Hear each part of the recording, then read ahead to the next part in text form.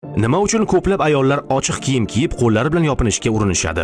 Buning sababi shundaki, ular kambag'allar ko'rib qolishidan cho'chishadi, lekin boylarning e'tiboridan chetda qolmaslikni xohlaydilar. Kimdir sizdan qanday ish qilasiz deb so'rasa, aslida u sizga qancha yordam berishi yoki bergisi kelmasligini hisoblayapti. Kimdir qayerda yashaysiz deb so'rasa, u sizning boy yoki kambag'al ekanligingizni bilmoqchi xolos.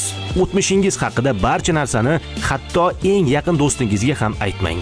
Chunki yaqin do'stingizning ham o'z do'stlari bor. 3 kishidan ortiq bo'lgan guruhda ovqatlanayotganda shaxsiy masalalarni muhokama qilishdan saqlaning. 5 kishidan ortiq yig'ilishda esa biznes masalalarini muhokama qilmang. Kimdandir yordam so'rayotganingizda avval sovg'a bering. Ular sovg'a qabul qilmasligi mumkin, lekin taklif qilmaslik ham yaramaydi.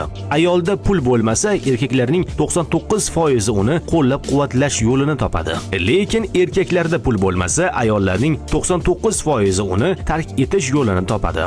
Siz bunga ishonmasligingiz mumkin, lekin bu haqiqat. Agar videoni shu yergacha tomosha qilgan bo'lsangiz, izohlarda haqiqat so'zini yozib qoldiring va sahifamga obuna bo'ling.